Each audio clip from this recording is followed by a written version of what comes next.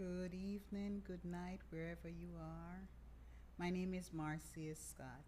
I'm a spiritual teacher and life coach. I've been doing this for many, many years. And the reason I do this is because somebody did the same thing for me. But tonight is a special night, a very special night. A night when I'm going to walk you through stop being stuck in your mind and stop being stuck in life. I was talking to someone today, and as I was talking to them, the person said to me, when you first looked on me and you said to me, all you need to do is just to live a life of prosperity. All you need to do is to live the life that you deserve to live. But that meant nothing. I could not connect. And the reason I couldn't connect is because of who you are. I think, who is this person coming to me telling me this? But tonight I want to tell you a little bit more about who I am.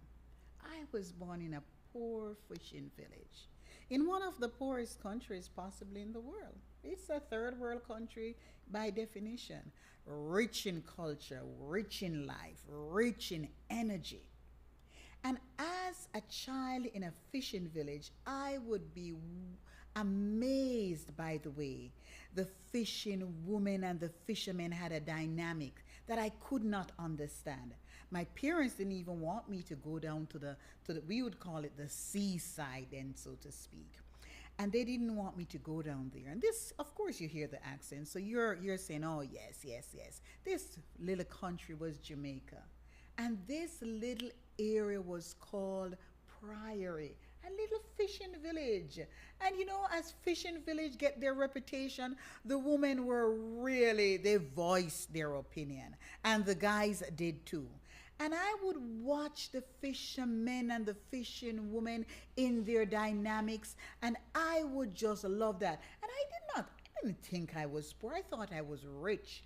But what was I rich with? I was rich with life. I was rich with energy. I was rich with the fullness of just belonging because I knew I belonged to these people and they made sure that I felt like I belonged. But I would look out on the sea. And as I looked out on the ocean and I cast my eyes way out on the ocean, I knew that life was bigger than my village. I couldn't understand what went beyond, but I know that life was bigger than my village. And I would look out on the horizon and I knew it was much bigger than that. And as I went to school and learned, I understand that it was much, much bigger than that. And I wanted this grandness of life. So I did what I could do as a poor kid in a poor village from a poor country. I studied hard. I didn't waste my time. I studied hard because I was going to use education to take me out of this poverty, then, so to speak. And I did fairly well in school. It got me into college, got me to do the things that I wanted to do, and I was on a roll, on a roll. But as I grew older and I got married and things were going very well and everything, I realized that life really for me was not what I wanted. I was not satisfied. I had the degree, I had the kids, I had the husband, I had the house, but I still felt I was living a life of mediocrity. How many of you look on your life and you know that you could do better? You know that you are better than this, but you don't quite know how to get there? That was me. I did not quite know how to get there, but I was surrounded by people, young women like myself, and it's either they were saying that they were tired of being poor, or their kids not doing well, or they're doing well but they're not doing as well as they wanted to, or their spouse, all the problems. You call your girlfriend, you talk, oh my God, he did so and so. And I was there too. I was young. I was just there too. I lost my mother too. And that made life very, very difficult. Even more difficult than possibly I thought it would have been if it didn't go that way. And I lost her when I was young. But one day, One day, as my two kids, my little girls, were in the back of the car, and I was driving, and I can't remember exactly where I was, on 8th Avenue in Gainesville, Florida. And I am driving. And as I am driving, I looked in the rear view mirror. And as I looked in the rear view mirror, I looked on myself and I said, this cannot be life. This mediocrity cannot be life. This mundane way of doing things cannot. There must be something more to life than this. And in that moment, I made a decision. I made a decision that I was going to change my life for the rest of my life. I made a decision that life was going to be different for me. I made a decision. So here I am. I had a little faith, not much faith, but I had a little faith. But I made a decision. And what happens when a decision meets faith? When a decision meets faith, prosperity is activated. Prosperity is activated. I didn't quite know what I was going to do, and I looked on myself in that mirror. And it is not by chance it was the rear view mirror, because I knew then that what happened in my past had nothing to do with where I was going. And it had nothing to do with my now moment. And I made a decision in that now moment. And what was happening in that now moment? That now moment did not look like anything that I have today. It looked nothing like I have today. It was not as prosperous. It was not as good. It was not the same type of car. It was certainly not the same type of house. It was never looking like the same type of bank account that I have today. It was looking like lack. But I made a decision. And so many of you are out there tonight, whatever you're going through, as you go through the process of life, because life. I spoke with someone this week and they say, I am lifing. Lives, and that's what life does. But what do you do when life is lifing? And it's lifing in a way that is mediocrity. And it's lifing in a way that you don't feel comfortable with it. And it's lifing in a way of lack. I say to you, stop fighting for your lack. Look at yourself like I looked on myself in that rear view mirror. I looked on myself. I turned the rear view mirror to myself and I looked on me and I made the decision with me.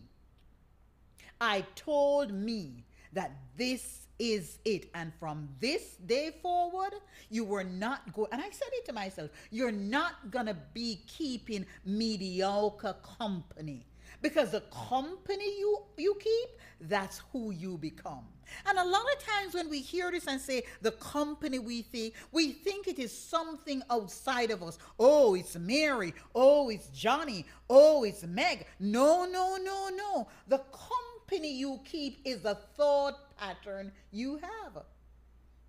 Because at 2 a.m. in the morning, Mary isn't there with you.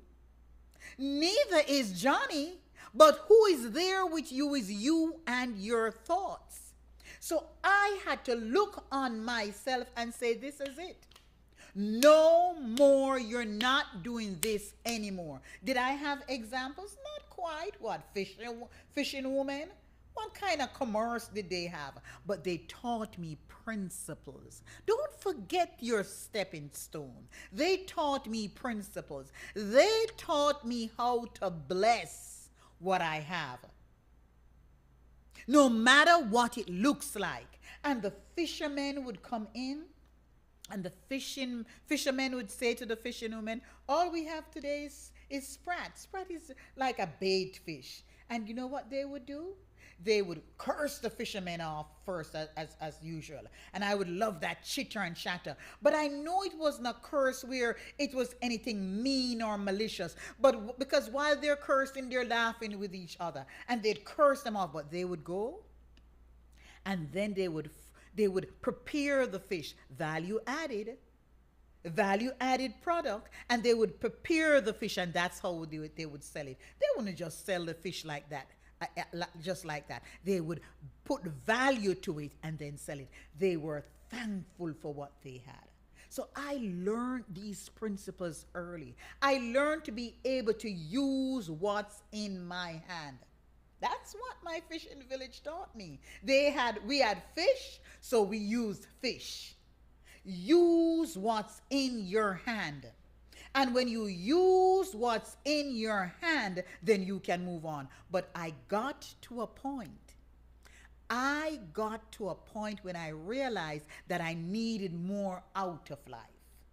And as I needed more out of life, when I made that decision, this is what happened to me. 2 weeks later, I was in a used bookstore. What did I say? A used bookstore. And this is a used bookstore because I couldn't afford a regular bookstore. It was approximately 2 weeks. Let me not say quite 2 weeks, but it was very early after. And what did I stumble on? I stumbled on a book that talked about meditation. Meditation. And I've said it to you before.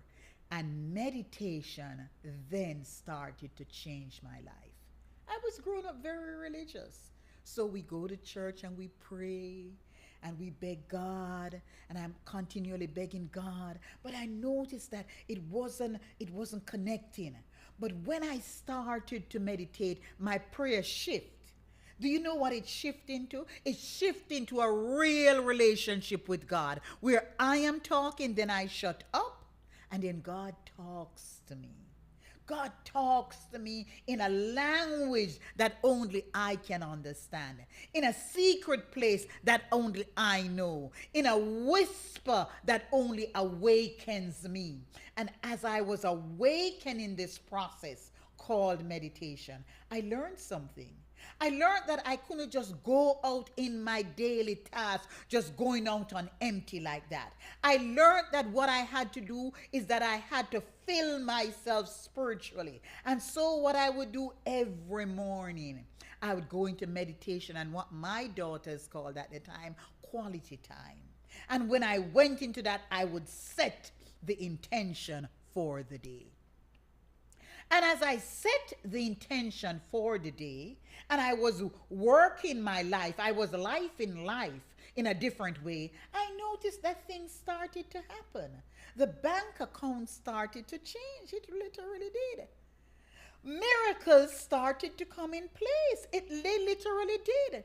And what I thought I could not have because I didn't have the means, I didn't have the credit, or I didn't have the this, or I didn't have the that, those things started to come. Because what I was doing now, I was seeking. But the type of seeking that I was doing wasn't a physical act of searching or chasing. It was a spiritual act of streaming and allowing. And I am inviting you to look at yourself. Look at yourself. Look at the past and say no more. And look at yourself and make a decision. And when you look at yourself and you make the decision, you combine that with the faith that you have, no matter how small that faith is. And with that, you will find that you will start to being transformed. Nothing outside of me. Nothing I created.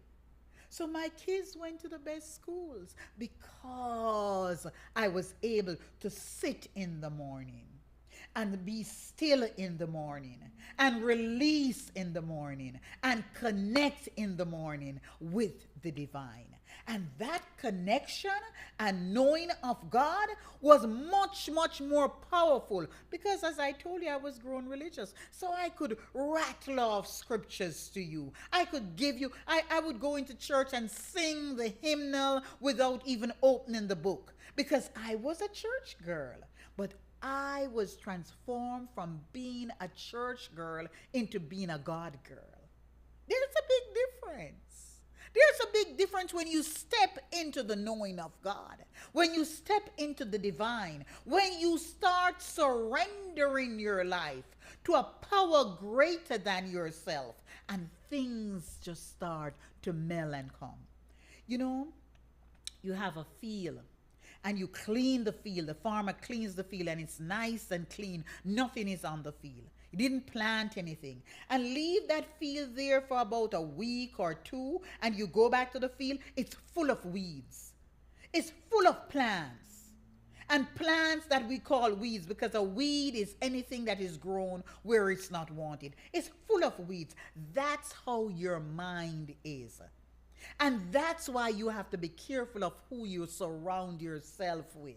Because the chatter and the noise that you think is going on and it's not affecting you, it really is affecting you. So your girlfriend comes to you and tell you, oh, I'm having problem with my husband, or oh, I don't have a boyfriend, or oh, my bank account is seeping into you. I'm not saying you can't be empathetic, but I'm saying you can't.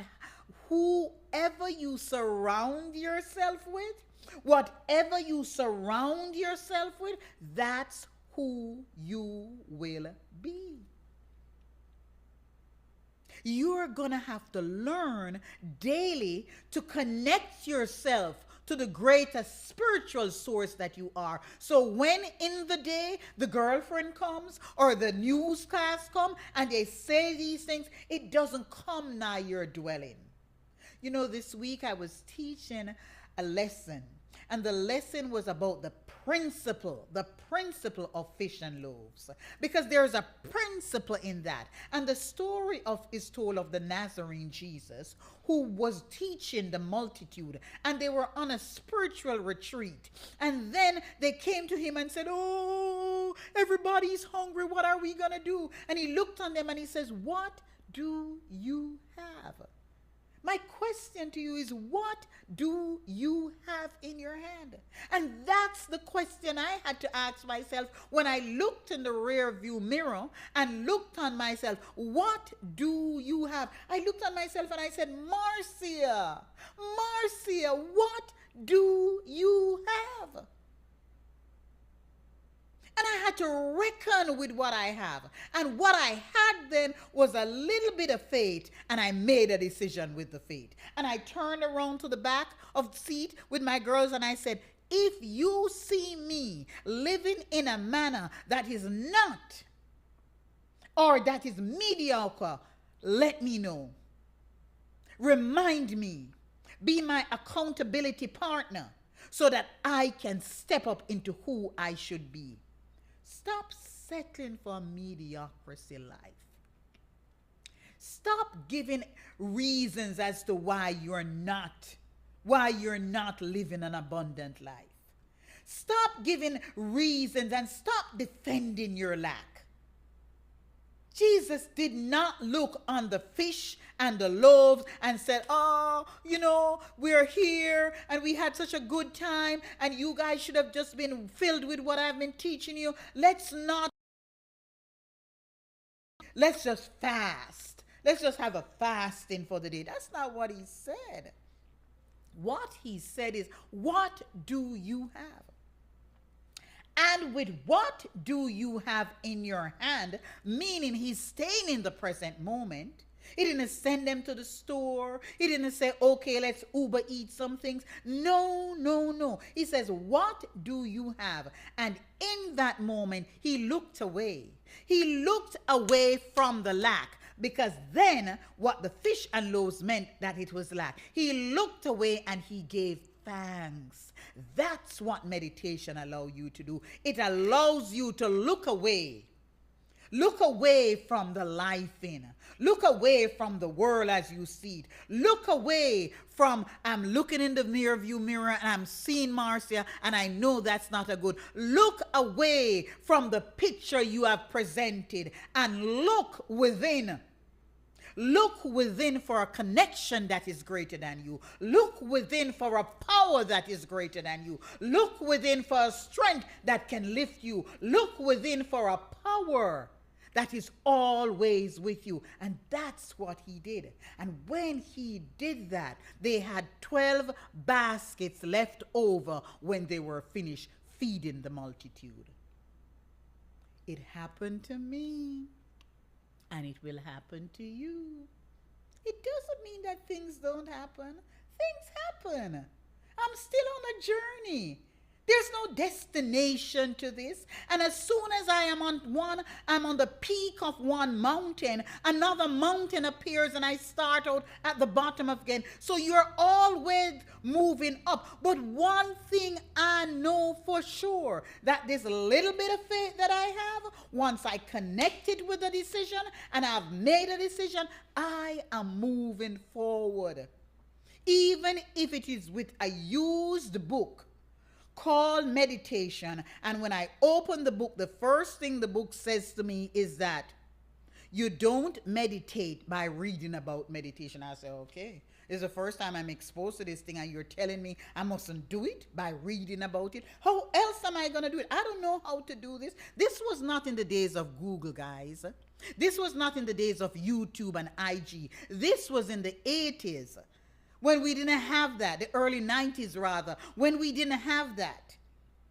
We didn't have the Google. We didn't have any of that. We didn't have any of that. So I really and truly didn't know where to go, what to do. But I was called to this. I was called to sit at his feet and to meditate on his words. And I did that. Everything. I kept reading the book. I didn't care what this guy was saying. I was reading his book, and I read the book. And he gave us a few practices. Not anything great more than sit, your spine straight, be silent, and go within. So, wow. So I said to my girls, come, we're going to sit, our spine straight, and we're going to go within. Sit, our spine straight, and all three of us would sit on our little bed with our lotus position, and would sit, our spine straight, and we go within. Go within. And the deeper I went within is the more connected I got to God. And I realized that when I was doing this every morning, just like brushing your teeth, it doesn't seem like you're doing anything when you're brushing your teeth, but it accumulates. Because if you stop brushing it, then you have decayed tooth. That's just how it is. So I kept brushing. And it didn't seem as if anything was happening. And I kept brushing. And then one day when I started looking back, I said, wow. So when I'm teaching others now, they look and they say, but your life is, no, my life isn't what? My life is a journey. My life is a spiritual journey. And it has its waves. But I have learned to be aligned with God. And when you learn to be in alignment with God is by surrendering. I've learned to surrender. And I think that moment when I looked at myself in that rear view mirror, it was my act of surrender. I was surrendering my thoughts. I was surrendering the people that I was around. And they didn't mean any harm, but they weren't doing me any good. They didn't mean any harm at all, but they were not doing me any good. And I surrendered. And what I have done, and that's what I want to bring to you and really teach you, I have put these practices in several programs. And one of the programs is the Reclaim Your Power program. And the reason why I talk about this is because it's so powerful. Because what do you do with Reclaim Your Power? In Reclaim Your Power, every morning, you go into meditation. You listen to a guided meditation. Every morning, you repeat an affirmation and you ask yourself a question. Why am I living a prosperous life? Why am I having a great relationship? Why am I so healthy? And then you use an affirmation. God is my lavish, unfailing abundance. And you do this for 40 days. And you say it out loud and you read it. And then you write. I didn't say you type. Then you write. Then you write and you proclaim. That's what you do. Then you write and you proclaim. And when you write and you proclaim, see, I write. I have affirmations in here. And then you write and you proclaim. And when you write and you proclaim, here are my writings. I'm not telling you anything that I don't still do. Then you write. And then at night, I repeat. He said, why you have to do it morning and evening? Because, honey, when I started doing this, I was in my late 20s, like about almost 30. So I had 2 decades of solid programming that needed to be broken. So I had to do this. And you have to do this. And when you do this continually and continually and continually, so when the fish and the loaves come, I'm not saying lack don't appear sometimes, but when the fish and the loaves come, when the lack comes, I immediately switch my mind and I go within to that power and principle that is greater than myself. And I affirm that I am grateful and thankful. And once I affirm that I am grateful and thankful, I ask myself the question. So let's say the lack is that I don't have a car. I ask myself the question, why am I driving this wonderful, luxurious car without a car payment? And happy in it. And then when I ask myself that question, I affirm to myself that everything I touch is gold. It's all in here. Everything I touch is gold. And I keep moving. Does it look that way all the time? No. But I no longer live my life by sight. I live my life by insight. And insight is not a physical thing. Insight is that thing that God awakens in you. So you have spiritual discernment as to what to do, when to do, where to do. You know, one of the reasons why I'm just this candid with you tonight, because I was asked to show who you are, Marcia. People just think you come and you write these books and you come on live and you coach them and you're telling them about, okay, that's okay, you're gonna find a husband because you have a husband, you're gonna have a kids because you have kids, you're gonna whatever because you live in a nice home, you're gonna whatever because you can go sailing, so they don't make that connection. But what they don't hear and what they're not understanding is that Marcia had to look at herself in the rear view mirror and remind herself that I have faith and I am making a decision today that not today, it's no longer. This way of living is done. This mediocrity is done. This way of understanding this is done. And I did not know where it was going to lead me, and I didn't care. But I just knew that it was better than where I was. I just knew that it is going to be better than where I was, because where I was very rocky. Very rocky. And although the journey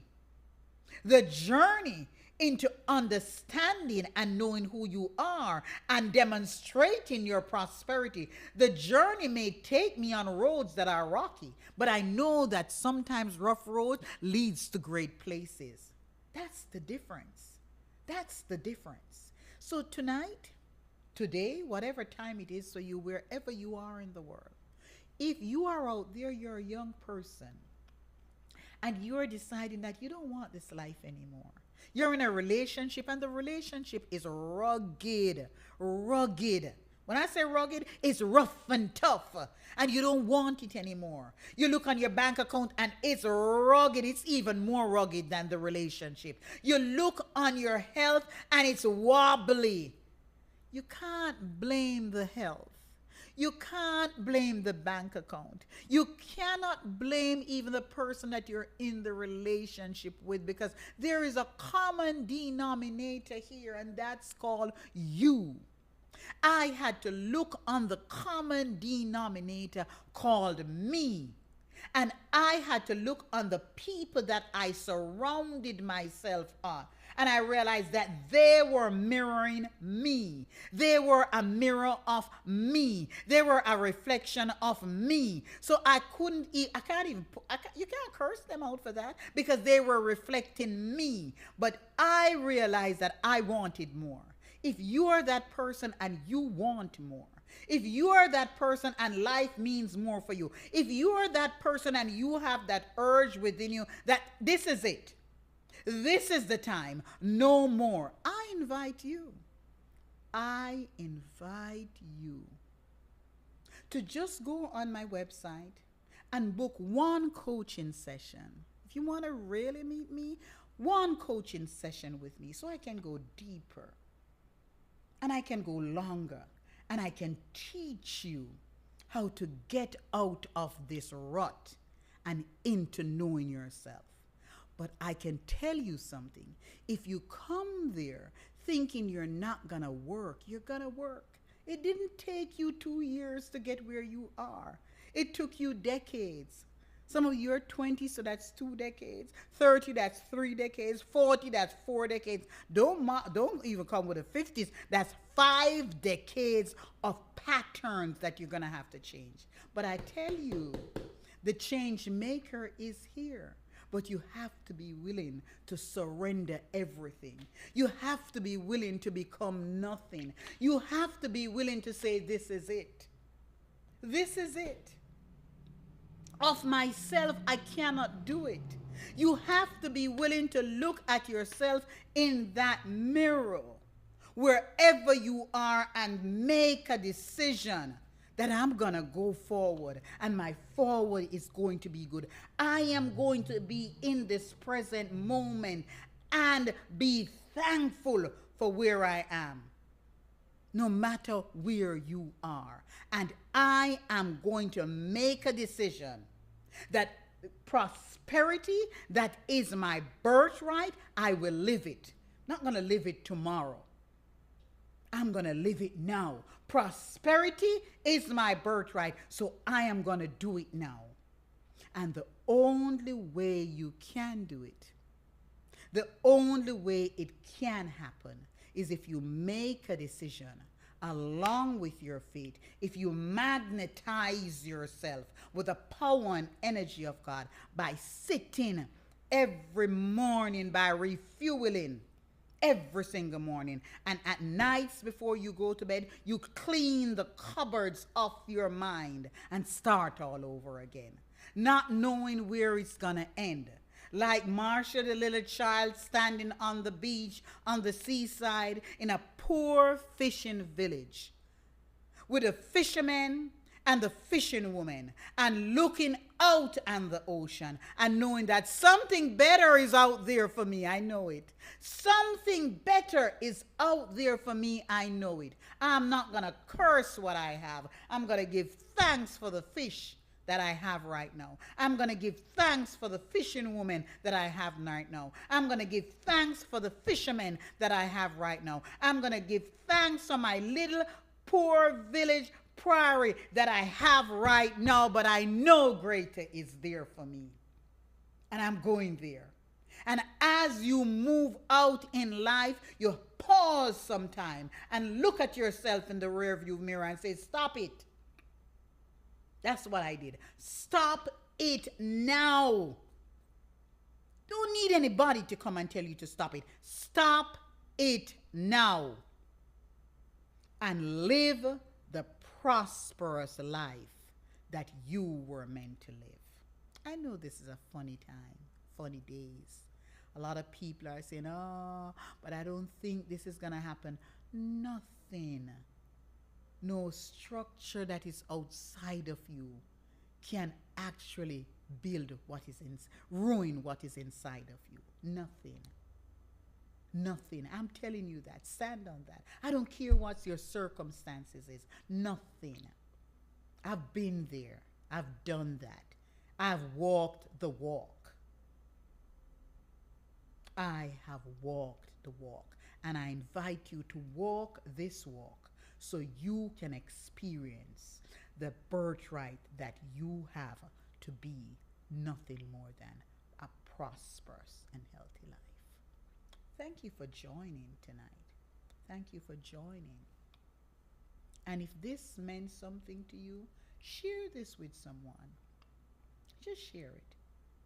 And if it really meant something to you and you want to move forward, go on my website. Book a free, that's why I make it free. Book a free coaching session for you. For you. Make your decision now to move forward. To move forward into the purpose and the reason you are meant to be here.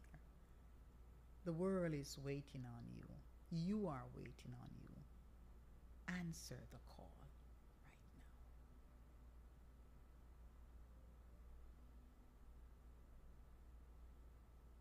Thank you.